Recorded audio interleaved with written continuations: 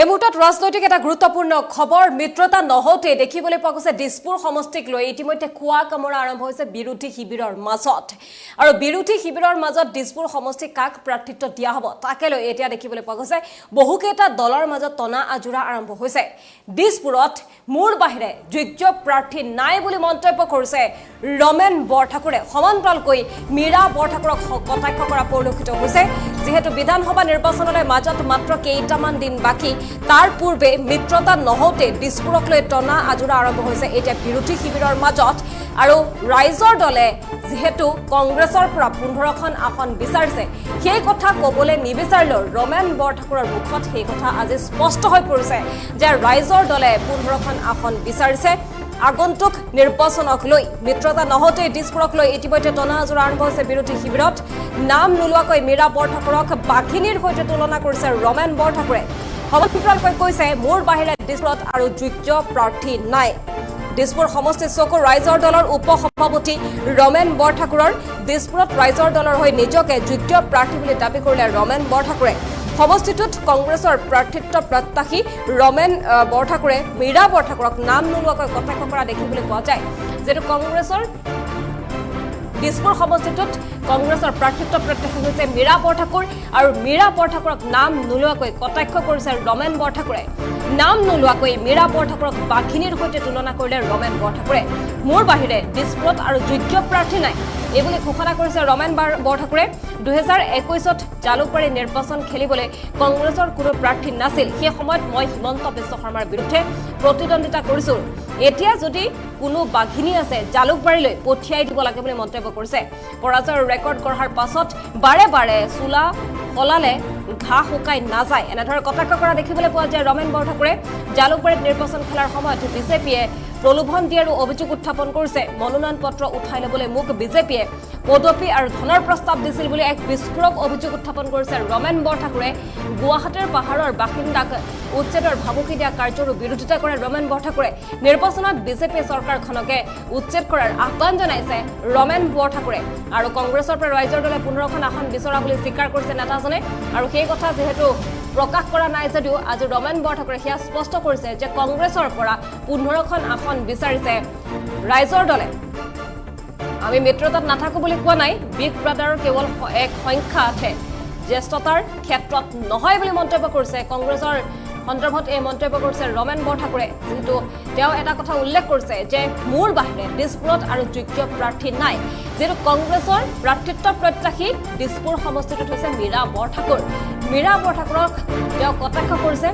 বাঘিনীৰ সৈতে তুলনা কৰিছে আৰু 2021ত জালুকবাৰীত নিৰ্বাচন খেলিবলৈ কংগ্ৰেছৰ কোনো প্ৰাৰ্থী নাছিল আৰু সেয়েহে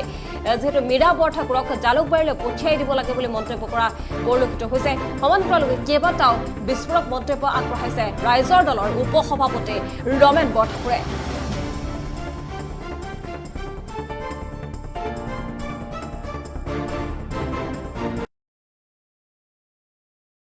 যদি আমাৰ কংগ্ৰেছৰ লগত আলোচনা হয় বা বিৰোধী মিত্ৰজোঁট হয় তেতিয়াহ'লে আমি আলোচনাত থাকিব পাৰিম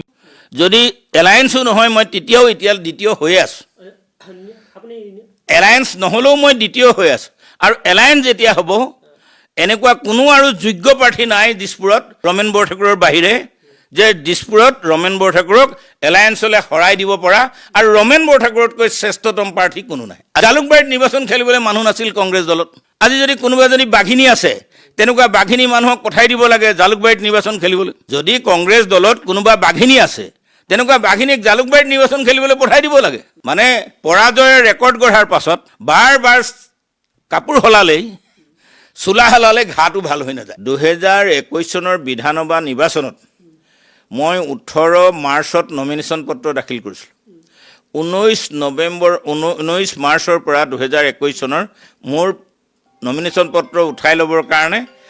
বাৰ বাৰ প্ৰস্তাৱ আহিছিল প্ৰলোভন আহিছিল বিজেপিৰ পৰা প্ৰলোভন আহিছিল বিজেপিৰ ৰাজ্যিক উপসভাপতিৰ পদ দিছিল বিজেপিৰ ৰাজ্যসভাৰ সদস্যৰ পদ কৈছিল কোটি টকাৰ প্ৰস্তাৱ দিছিল কিন্তু মই একমাত্ৰ অসমত মানুহ আজি তাৰিখলৈকে বিক্ৰী হোৱা নাই মোৰ মূৰটো বিক্ৰী কৰি দিয়া নাই নিৰ্ভীকভাৱে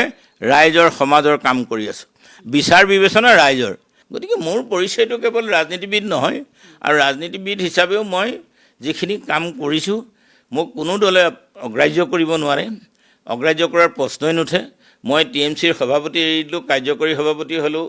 আৰু এই সভাপতি পদলৈকে যিহেতু দলটোৰ এটা শীৰ্ষতম পদ, সেই পদ আহৰণ কৰাৰ পিছত মোৰ এতিয়া কোনোবাই বিশ্লেষণ ৰাজনৈতিকভাৱে কৰে নকৰে সেইটো ৰাইজৰ ওপৰত কথা। যেনেকৈ সূৰ্যই পোহৰ দিয়ে, সূৰ্যই পোহৰ দিওঁতে কাকো নুসুধে, আমিও কাম কৰি যাওঁতে কাকো সোধা নাই। আমাৰ কাম কোনোবাই ভাল পায় বেয়া পায় সকলোতে আমি আছোঁ। 1,30,000 পাহাৰ অঞ্চলত 1,30,000 মানুহক উচ্ছেদ কৰাৰ যিটো ভীতিগ্ৰস্ততা দিছে গুৱাহাটীত, গতিকে সেই ক্ষেত্ৰত মই একদম পৰিষ্কাৰ কৰি দিছোঁ যে এই মানুহবোৰক উচ্ছেদ কৰাৰ আগতে আমি সংকল্প লৈছোঁ বিজেপি চৰকাৰখনকে উচ্ছেদ কৰিম, যাতে বিজেপি চৰকাৰখন উচ্ছেদ হ'লে এই উচ্ছেদটো ৰাখি যায়। যোৱা 8 জানুৱাৰী তাৰিখে সোণাপুৰত দিচাং ৰিচৰ্টত আমাৰ প্ৰতিনিধিমূলক সভা আৰু বৰ্ধিত কাৰ্যনিৰ্বাহক অনুষ্ঠিত হৈছিল, আৰু সেই সভাত বৰ্ধিত কাৰ্যনিৰ্বাহক সভাই প্ৰতিনিধিমূলক সভাই আনুষ্ঠানিক বাৰ্তা আমাক দিছিল যে মিনিমাম 15টা আসনত যদি আমাৰ কংগ্ৰেছৰ লগত আলোচনা হয় বা বিৰোধী মিত্ৰজোঁট হয় তেতিয়াহ'লে আমি আলোচনাত থাকিব পাৰিম আৰু আলোচনা হ'ব। সেয়েহে আমি ইতিমধ্যেই 15টা চিটৰ কথা কৈছোঁ। এই সন্দৰ্ভত আলোচনা কৰিবৰ কাৰণে 6জনীয়া কমিটি গঠন কৰিছে। এই সভাতে 6জনীয়া কমিটি কৰিছে। 6জনীয়া কমিটিত ময়ো আছোঁ আৰু 2জন কৰ্ণধাৰ ৱৰ্কিং প্ৰেছিডেণ্ট কবিন্দ চেতিয়া ফুকন, ভাস্কুতি শইকীয়া, ৰাছেল হুছেইন, আজিজুৰ ৰহমান আৰু লক্ষ্যজ্যোতি গগৈ যুৱ প্ৰতিনিধি আছে। গতিকে আমি আশা ৰাখিছোঁ, গৌৰৱ গগৈ ডাঙৰীয়াও কৈছে, বিৰোধী সন্মিলিত মৰ্চা হ'ব, আমিও হ'ব, আৰু আমাৰ ৰাইজেও অৰ্থাৎ আমাৰ যিখন প্ৰতিনিধিমূলক সভা, যিখন বৰ্ধিত কাৰ্যনিৰ্বাহক, সেইখনেও এটা ডেডলাইন বান্ধি দিছে। আৰু গৌৰৱ গগৈ ডাঙৰীয়াও কোৱা দেখিছোঁ যে 31 জানুৱাৰীৰ ভিতৰত তেওঁলোকে প্ৰাৰ্থী ঘোষণা কৰিব। আমি পজিটিভ আজি তাৰিখত, আমি মিত্ৰতাত নাথাকোঁ বুলি কোৱা নাই, যে যিহেতু দলে 44খন আসনত খেলিবলৈও ঠিক কৰি ৰাখিছে। মিত্ৰতা মানে পৰস্পৰৰ বুজাবুজি আৰু পৰস্পৰৰ প্ৰতি দেখুওৱা এটা সন্মান। যদিও এটা বিগ ব্ৰাদাৰ শব্দ বুলি কোৱা হয়, আচলতে বিগ ব্ৰাদাৰ সংখ্যাৰ ক্ষেত্ৰত বিগ ব্ৰাদাৰ, জ্যেষ্ঠতাৰ ক্ষেত্ৰত বিগ ব্ৰাদাৰ নহয়। যদি